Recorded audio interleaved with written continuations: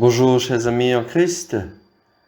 En ce mardi 19 janvier, nous méditons l'Évangile selon saint Marc au chapitre 2, les versets 23 à 28.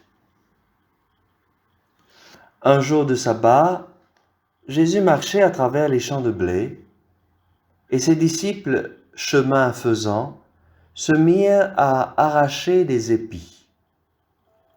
Les pharisiens lui disaient: « Regarde ce qu'ils font le jour du sabbat, cela n'est pas permis. » Et Jésus leur dit: « N'avez-vous jamais lu ce que David avait fait lorsqu'il fut dans le besoin et qu'il eut faim, lui-même et ceux qui l'accompagnaient? Au temps du grand prêtre Abiatar, il entra dans la maison de Dieu et mangea les pains de l'offrande, que nul n'a le droit de manger, sinon les prêtres. Et il en donna aussi à ceux qui l'accompagnaient. » Jésus disait encore: « Le sabbat a été fait pour l'homme, et non pas l'homme pour le sabbat. Voilà pourquoi le Fils de l'homme est maître même du sabbat. » Acclamons la parole de Dieu.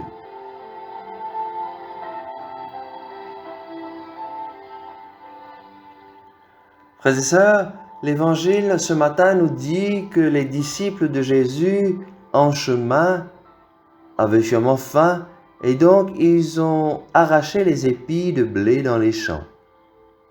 Pour nous aujourd'hui, cela peut paraître un peu banal. Qu'y a-t-il de mal à ce que quelqu'un qui traverse un champ de canne en prenne une, surtout si elle a faim? Toutefois, pour les pharisiens, ces spécialistes des prescriptions de la loi juive sont choqués de cette attitude. Et ils le font clairement remarquer à Jésus. Pour eux, cette action des disciples de Jésus implique que le respect rigoureux de la loi du sabbat est bafoué. Selon la loi de Moïse, le jour du sabbat est un jour de repos absolu consacré à Dieu. De plus, depuis l'exil à Babylone, le peuple de Dieu a fait du sabbat le signe par excellence de sa fidélité à la volonté de Dieu qui remonte jusqu'à la création. Cependant, avec le temps, le peuple y a rajouté d'innombrables actions concrètes qui seraient incompatibles avec le respect du repos sacré du sabbat. Ainsi, les pharisiens veillent de très près à ce que les personnes respectent à la lettre le jour du sabbat. À l'époque, on pouvait recenser 39 actions qui étaient interdites le jour du sabbat.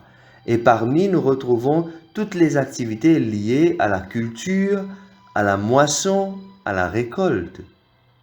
Et donc, c'est pourquoi les pharisiens sont choqués en voyant les disciples de Jésus arracher les épis de blé un jour de sabbat.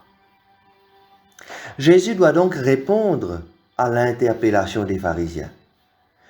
Ce qui est intéressant à noter dans ce bref passage, c'est que les pharisiens se basent sur la parole de Dieu, sur les Écritures, pour défendre le jour du sabbat et interdire toutes sortes d'activités. Eh bien, Jésus en fera de même pour leur répondre.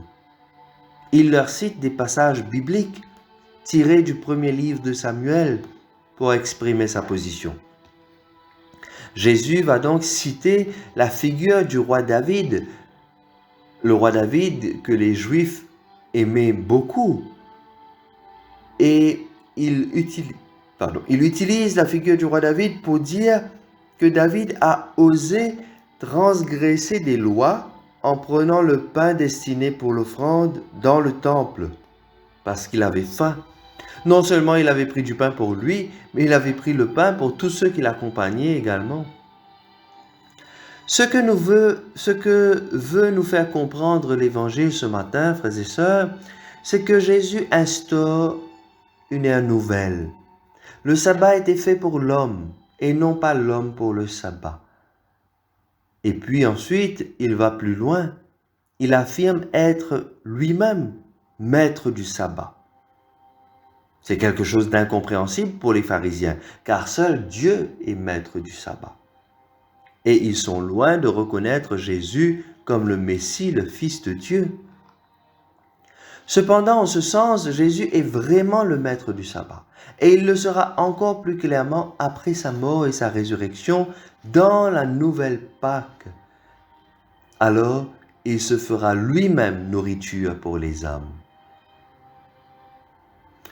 Cela doit nous interpeller, frères et sœurs, sur ce que nous faisons du sabbat. C'est-à-dire, pour nous, catholiques, chrétiens, c'est notre dimanche, le jour du Seigneur. Comment vivons-nous ce jour du Seigneur? Dans l'amour de lui et de tous ceux qui nous entourent? Prenons-nous vraiment le temps d'aller à la messe, de le rencontrer personnellement dans la communion à son corps et à son sang? Respectons-nous ce repos dominical que Dieu nous offre et qui nous appelle à vivre pour refaire nos forces humaines, pour nous fortifier en lui? Et puis, est-ce que nous permettons aussi à ceux qui nous entourent, nos employés par exemple, d'avoir la possibilité de vivre eux aussi le jour du Seigneur, cette rencontre avec Dieu? Deuxièmement, ce passage nous invite à remettre l'homme au centre. Le sabbat est fait pour l'homme et non pas le contraire. Il en va de même pour toutes nos lois et règles, particulièrement pour tous ceux que nous imposons dans la religion ou l'Église. Est-ce que ces différentes lois et règles aident réellement les personnes à se rapprocher de Dieu? En d'autres mots, dans tout ce que nous faisons, c'est l'être humain qui doit avoir la première place. Et pour que cela se réalise, nous devons toujours agir par amour.